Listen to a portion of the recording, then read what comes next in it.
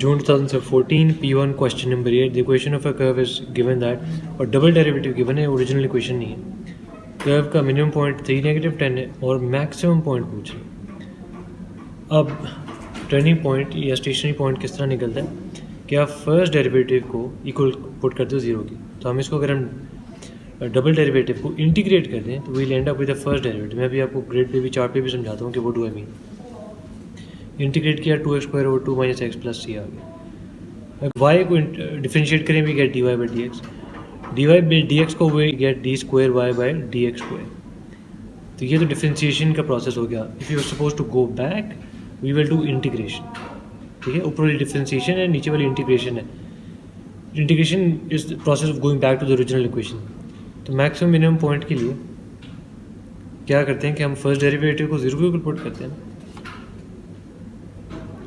लेकिन यहाँ पे उससे तो मसला हल नहीं होगा because we already have a C. हम देखेंगे अच्छा एक्स की वैल्यू 3 है, that's already a minimum point. तो एक्स इज इक्वल टू 3 जब डालें तो what do we get.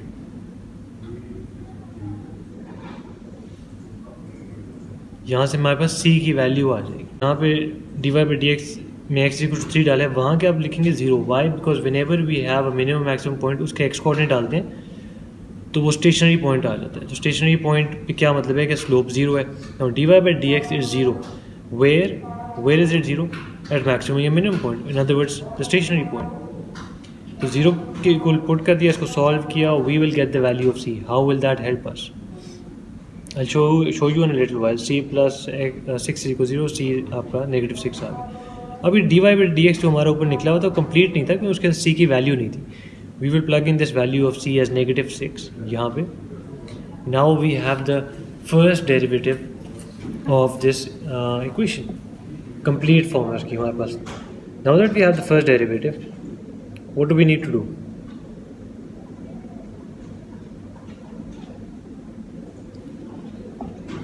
Minimum point तो है, अब हमें maximum point निकालना है. That's in other words of in other terms we're saying कि जी हमने टर्निंग पॉइंट स्टेशनरी पॉइंट जितने भी हैं वो निकालने हैं. तो हम ये जो अभी एक्सप्रेशन आया है dy by dx इसको 0 के इक्वल पुट कर देंगे दोबारा.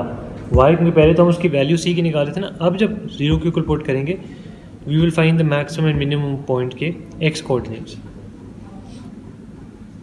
उन x कोऑर्डिनेट से फिर y निकाल लेंगे. तो we can say we plugging in dy by dx is equal to 0 to find the coordinates of maximum या minimum point. Now we're going to write x² - x - 6 is equals to 0. This is where you can use midterm breaking or you can use quadratic formula, whatever helps you.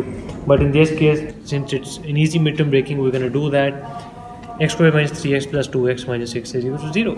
जब चार terms हैं factorisation bye grouping, आपकी दोनों bracket same आ गई, good to go. Once x + 2 is equal to 0 and once x - 3 is equal to 0. We notice something. x - 2 आ गया और x 3 आ गया. x equal to 3 तो ऑलरेडी हमारे पास गिवन है, वो देखो 3 और -10. तो ये पॉइंट इग्नोर कर देना कि हमारे पास है and that's the minimum point. Question अब कह रहा है कि मैक्सिमम पॉइंट निकाल के दो. तो we can ignore this, we already have this value और दिस पॉइंट. ठीक है, it's given in the question. Now x = -2, how will that help us? Once again, dy by dx at x is equals to -2 is going to be equals to 0.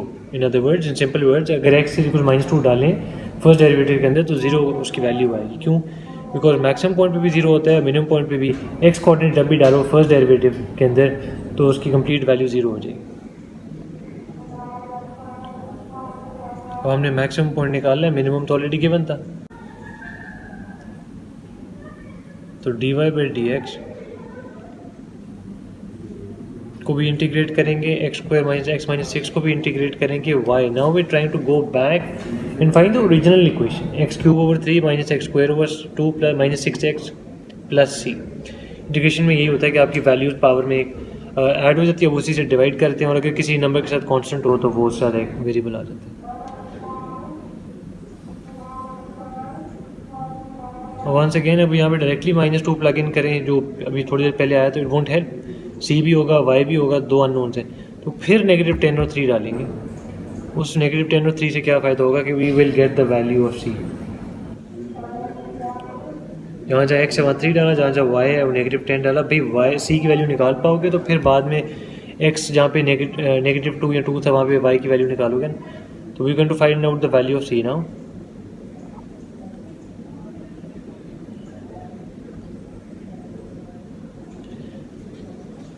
This question as easy as it seems start में उतना ये easy नहीं है, lengthy है काफ़ी।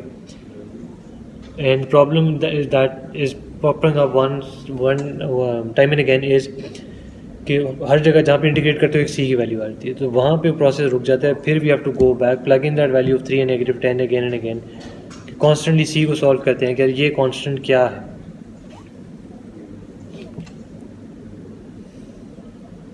ये LCM ले लिया, we ending up our answer getting close to the value of C. But C के बाद अभी हमने वाई की वैल्यू निकालनी है। I show you what I mean. तो वी हैव 27/2 प्लस सी, और ये वहाँ जाके प्लस हो जाएगा 27/2 -10।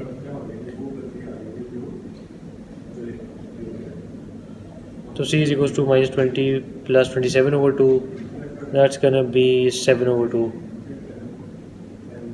अब पे क्लोज अटेंशन, यहाँ से c की वैल्यू आएगी तो c हम कहाँ प्लग इन करेंगे? Into the original equation that we just found out by integrating the first derivative. उसके अंदर ये यहाँ पे प्लग इन कर देते हैं।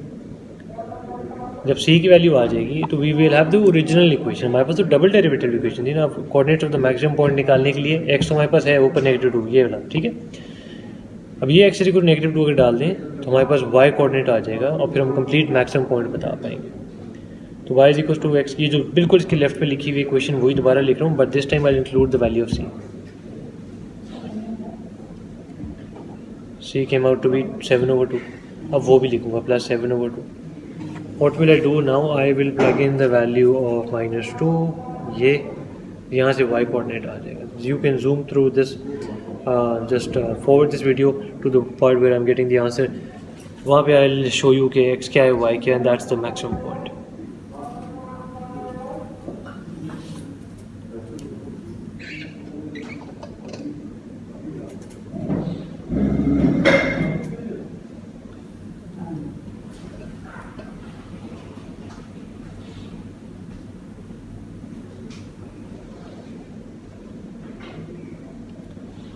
-8/3 -2 plus 12 plus 7/2. If we solve this, we will get y is equals to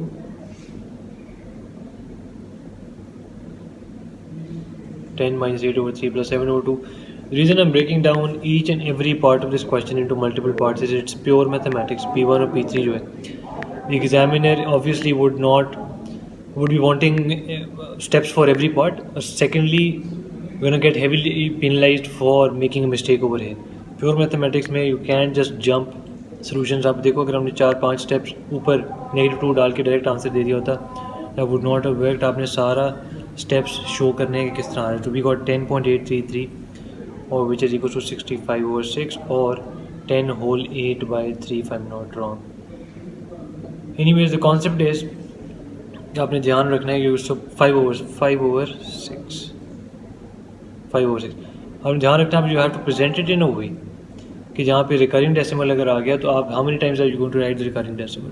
उससे बेहतर है कि आप उसको एक इम्प्रॉपर फ्रैक्शन में छोड़ दो या मिक्स फ्रैक्शन में चेंज कर दो। तो what is our maximum point going to be? Inform tell the x coordinate first, that's -2, and the y coordinate afterwards, that's 10 whole 5/6।